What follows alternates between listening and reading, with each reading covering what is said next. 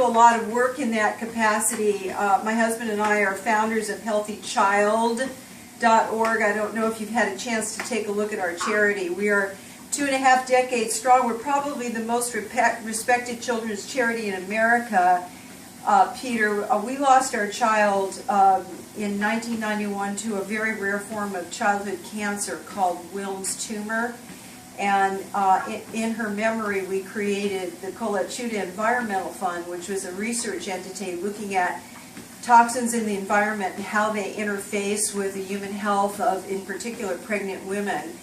And here we are 2.5 decades later with one of the strongest educational preventive platforms in the world to educate young mothers, in particular, about how to prevent exposures. And because of my background, I'm not a scientist, but I've served on many ad hoc committees for NIHS and NIH, and I've been very actively involved in new research. So, looking at lifespan, a couple of the scientific questions I'd like to pose to you are the following. The first being that we know that sitting is the new smoking. And we know that sedentary lifestyle is obviously a defect and a default to human health. It is taking life and longevity away from us. But as we know from many scientific studies, it takes years to prove the endpoint and the assays that are used to seriously understand the relationship between body movement, health endpoints. So we know that smoking is the new sitting. We know that sedentary lifestyle is bad for us. But how will we be able to prove years to come that the mechanics of a lifespan in the intelligent workplace will provide us with extra years of life? Yeah, that's a great point, and it's kind of interesting because I think that you have the higher education kind of research, and then you have the practical research as well. And we just finished some research with in higher education where we sent out surveys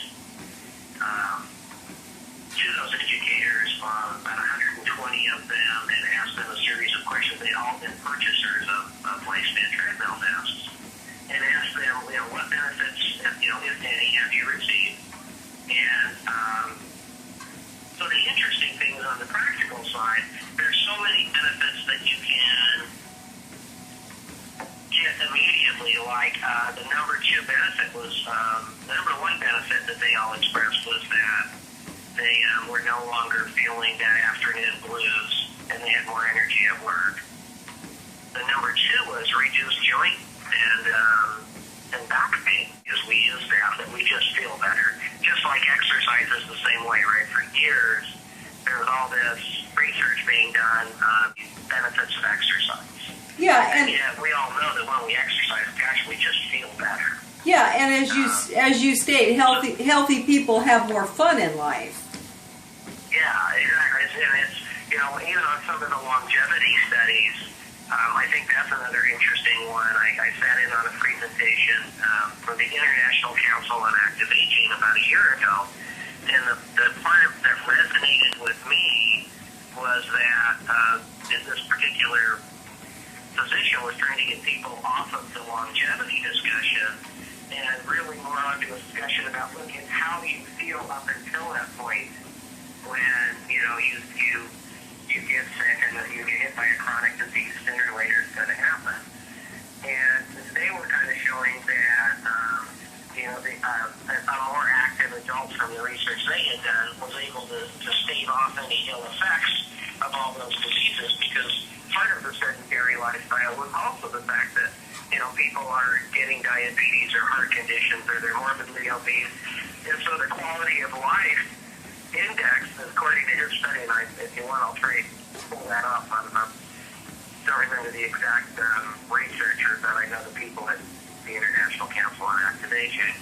But really, they were pointing out too that the benefits of exercise was, in their minds, much more about having a high quality of life until that point when a chronic disease did hit you, rather than in the sedentary world now where, in fact, where the quality of life is already starting to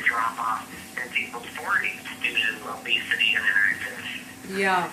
Yeah, no, that's a really good point. And, you know, again, I look at this as a preventative opportunity. You know, we can't say that it will prevent diabetes, but it's certainly, we know that, you know, 20 minutes 5 times a week can stave off a diagnosis.